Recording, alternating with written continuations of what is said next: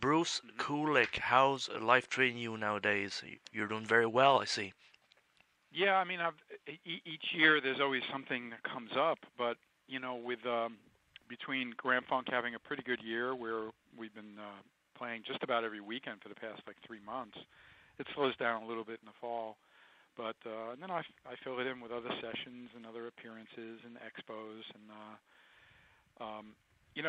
my years with Kiss just always kind of they're a big part of what I consider my resume. And with Kiss being active and being out there, I still feel like it always shines on me as well. So it's been always important for me to keep moving forward and keep the quality of what I do great. Grand Funk's a great band, and then when I get involved with other things, I'm very proud of the fact that I get to play guitar and maybe produce somebody or do a session or do the Rock and Roll Fantasy Camp and wave the flag of the years of Kiss that I was involved Guaranteed. with. And when we look at Rock and Roll Fantasy Camp, I'm sure that's good because it gets you to see other people and how they see things nowadays, like the younger people when they come to this. Yeah, I mean, I really love working with some of the other counselors who are, people like Kip Winger and Rudy Sarso and Richie Koskin and people like that. And then, of course, our special guests are great. Next week there's going to be one in Vegas, and Gene's the big headliner, and then Zach Wilde and Vince Neil and Sebastian Bach, and these are all people that I've met, and it's always fun to do these things. It's hard work too, but it's always fun. And I've networked and met a lot of really interesting people. Lawyers, doctors, CEOs, financial people, and there's just something very, very appealing to music for people, even if it's just a hobby, or a unrealized dream, because once you hold a guitar or play the drums or sing a song, you're kind of lost in the moment if you really enjoy music, and I encourage people, no matter how good they are, that playing an instrument's a lot of fun, and I think it's just a great way to I think it does great things for your brain and your heart and your soul. So I'm just blessed that I have a career with it, but believe me, the fun part's playing the guitar. The hard part is all the travel and all the crazy things in the music business, as you can imagine. So, but the fantasy camp, like you said, I do get to work with a lot of people that I really respect that are my peers, so it's something that's really cool.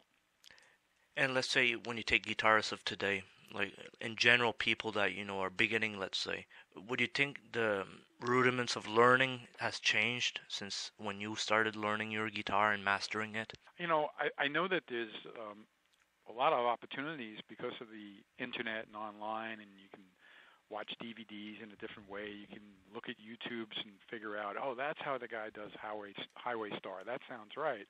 You get what I mean? So there's a lot more tools for beginners, to be honest with you. I don't think it necessarily makes for more great players, but I do think that it is easier and it's more accessible. I have an app on my iPad called Jam It that you want to study that Yes song, you download it, and there's Steve Howe's guitar parts. You see what I'm saying? Mm-hmm. That didn't exist when I was a kid. When I was, fell in love with Yes and started trying to play that music. So there are incredible tools out there for people, and I think that's. I have another app that can slow down the song and not change the key, and technically speaking, that was unheard of years ago, because of digital and everything. So, but it always goes back to certain things where someone has to have the passion. Obviously, some people picking up whatever they do don't want to learn how to walk before they run, is what I like to say. So there's lots of guitar players who just jump right into. They're impressed by speed and shred playing or whatever, but they don't know how to play rhythm guitar to jam with somebody. And I think, and I've always taken pride of being well-rounded to a certain degree of understanding the guitar and the instrument and music in general. So that's probably, that negative will always be around, but it is an exciting time for someone to pick up an instrument. Guitars are also a lot cheaper than they ever were. Decent quality ones. They might be an import, but you can get a good. I play imports. I play some Korean ESPs. You know, I play, of course, some of the Japanese ones too. But the prices on some of these things are way, way, way, way low. They're almost like prices from when I was, back in the '70s when I was buying an instrument. So that's crazy. You know. And also amplifications, it's getting cheaper nowadays, and you can match Oh yeah. the tones of the 70s and 80s. Yeah, I agree with that. What's ironic is that lately I've always been not so much of an amp guy. I mean, I have my go-to Marshall amps in a certain series that I find are very consistent and give me the sound, but just recently I've gotten more into some of the boutique amps. You know, I found this amp called Top Hat, which is one of these guys, who works by himself in North Carolina, and he's building amps, and I saw it used in Guitar Center, and I plugged it in, and I was like, oh my God, So there are a lot of good quality amps that are very attractively priced. There's also this boutique market that you're going to be spending over a couple of grand on a great amp. You see what I mean? Yeah. So, but again, those things are hand built by somebody, and he's picking all the parts, and you're paying for that uniqueness of the quality of one guy or a small team of people working on a hand wired amp. Now, when you're a good player and you have good instruments and all, that will make you more competitive. Will sound really good. But there's plenty of modeling amps out there that sound really great and are a lot of fun, including effects. Plugged in. You can pick up one of those for just $200-300. So it is an exciting time for gear. There aren't any like amazing big things that have come out. I mean, things like GarageBand on an iPad or even on an iPhone, you think about how powerful that is, that you can actually do a kind of decent sounding demo, from your phone. I mean, that's crazy. I was excited about a 4-track with a cassette back in the day, but I still have a romantic attraction to reel-to-reel tape recorders and things like that. Yeah, those old ones, and they're still so expensive. Yep, and they're fun. I mean, a lot of them won't play very well, but they're fun. And Grand Funk Railroad, let's say you go on live tour and stuff like that. What do you bring, let's say, to get the show going for yourself? If you're talking about gear-wise? Gear-wise, yes. Yeah. What's fortunate is that, first of all, we rarely go out of the country. We have done Canada a few times, and you're from Canada, correct? Correct, yes. Yeah. And because of the carnet with customs and going over the border, we usually have it provided. And generally, like I said, because I'm not real high maintenance, you find me the right Marshall series model amp, and I'm going to get my sound, and then I'll just travel with some pedals, But what's fortunate is the majority of the gigs are in the U.S., and there we're very fortunate. We work with this backline company that carry my rig. Actually, it's their Marshalls. They're all 900 series. Max, the other guitar player singer, has a 2000 series, and I'm able to leave like 6 guitars on each truck. There's a few different rigs. There's 3 actually for the West Coast and 2 for the Midwest, just in case there's 2 in a row, and the truck's not going to make it to the next gig, so they send out the second truck. So it's always Marshall 900 stacks, and I have a pedal board for each one. Usually a good wah chorus pedal delay, digital delay, and like something that like a kind of univibe sound and an overdrive. And then the guitars are always a combination of there'll be ESPs and LTD, both LTD and the regular ESPs, and there's some PRS guitars there. There's always a Gibson. I have a lot of fun switching guitars like every 2 songs. I'm just All right. Believe me, I can do a gig with one guitar, and I have. But since I have the luxury of the backline truck, I'll have like 5 or 6 guitars and make the changes through the show. And in that sense, it means you're traveling very comfortably, equipment-wise. Well, let me tell you, in general, I don't have to bring anything, but traveling is just never comfortable. Okay, Right.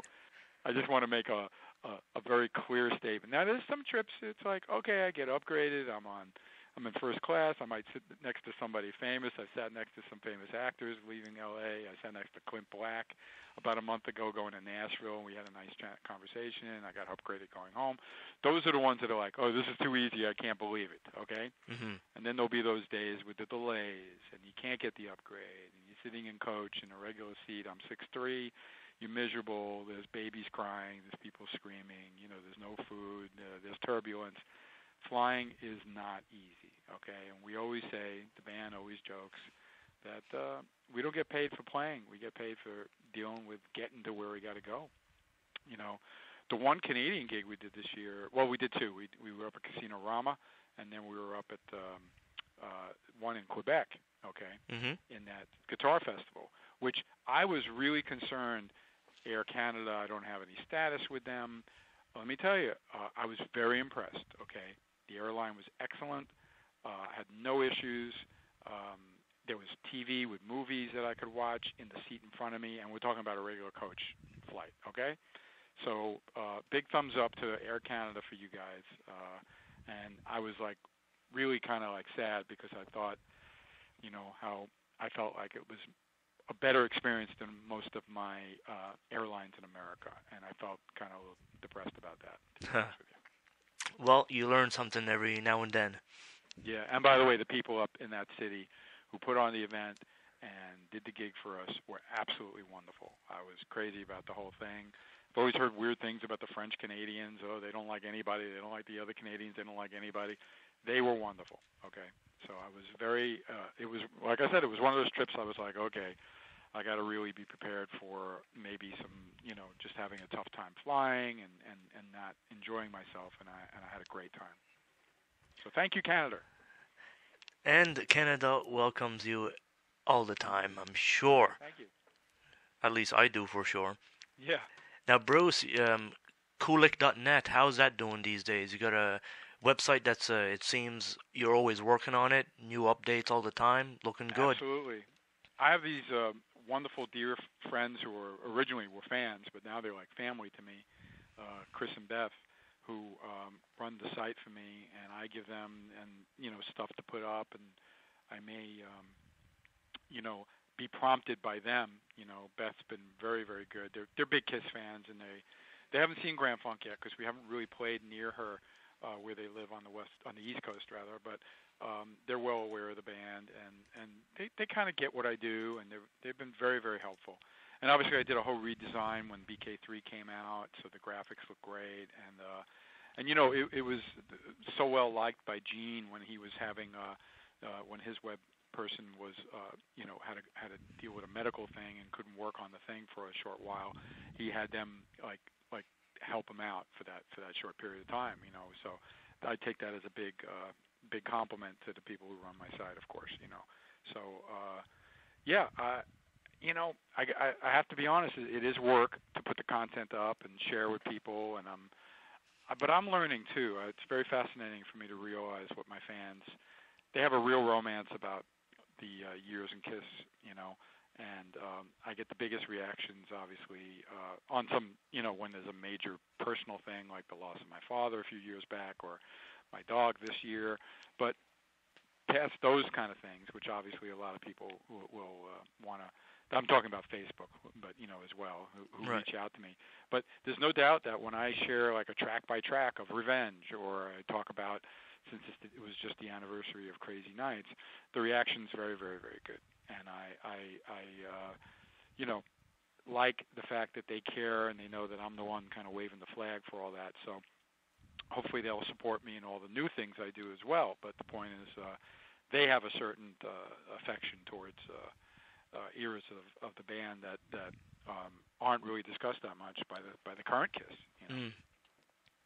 And there's a lot of people that were brought up to the '80s Kiss. Me as an example. Mm-hmm. Bruce Kulick is the maybe man. Like yourself, the first guitarist they knew was me, not Ace. Not Vinny. So it was a great 12 years for me, and there were a lot, even though the band wasn't always at its peak during those years, but there was a consistency, between, especially the Eric Carr years, and then of course once we did Revenge and Alive 3 and Unplugged, with Eric Singer and all. You know, the band. I have many moments that I was very proud of. You know. I mean, if the people start looking into your guitar playing and dissecting it, when you play stuff like in No No No, and Hmm. even the solo in Who Wants to Be Lonely. Right. I mean, Yeah. Thank you. Yeah. listen to those licks you're doing. I'm Right. sure you listened to them lately or not. Yeah, no, of course. When I'm doing a track by track, I started. Yeah, I'm not going to tell you that I listen to my Kiss albums every day. You know what I mean? I mean, I'm aware of what I did, but I went back and I really listened to it, and there were a few things that really surprised me. You know, that I was very happy to hear after all these years. And you were talking about the content on my site. It's also forced me to go back and really look at all the photos that I have, look at you know, what other memorabilia do I own still from those eras? Guitars, clothing, Hmm. and I've been kind of and my lovely girl Lisa and I have been talking about so much.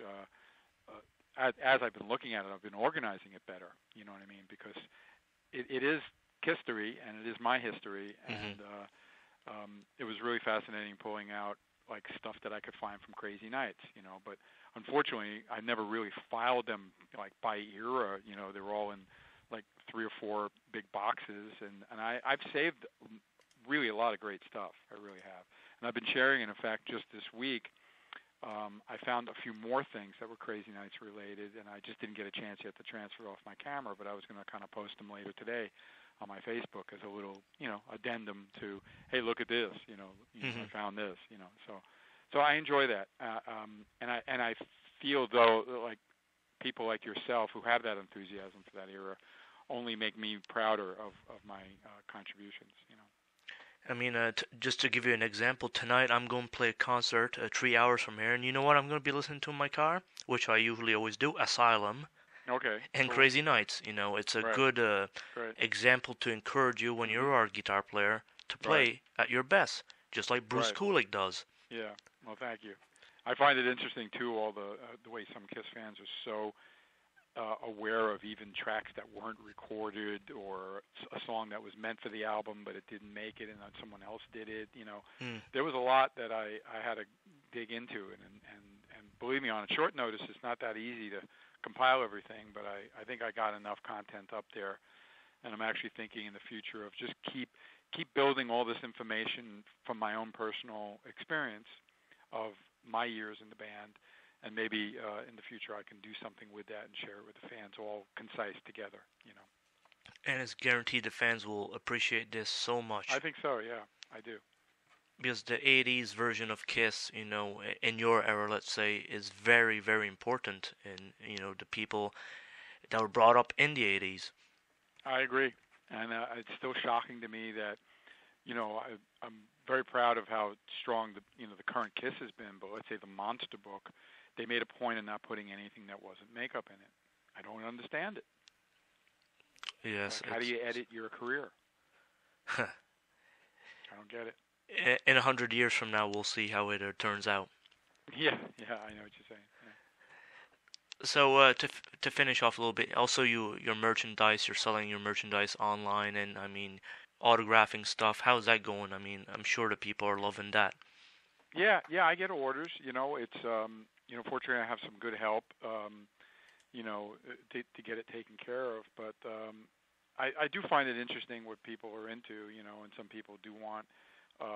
They'll ask me about stuff that's not available anymore, but but just shows that there's a desire for it. But it goes well. It's interesting that it bumps up every time I put a new kind of like a lot of content up. So I recognize that the connection to me is better when I'm sharing things with them. So, but and I still wish, I still don't think I've tapped into. I'm real proud of BK3 for example, and even my previous solo records. But that one I really put a lot of heart and soul and money into it, and genes on it. And I still have fans that are real diehards, and they're like, "No, I'll have to check it out." When I say like, "Have you heard the record?" So there's always a new fan to realize, I should have this in my collection. You know what I mean? Hmm. That I have to remind them. Unfortunately, some of the Kiss fans usually just want to deal with Kiss stuff.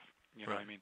So they might buy a picture of me because they know it was from my Kiss era, but they don't necessarily support the solo work. And what they should realize is that it's so connected. As much as there isn't necessarily a Gina Paul on everything, like a Kiss album, but well, BK3 does have Gene and Eric on it actually, but um, it's still me. You know what I mean?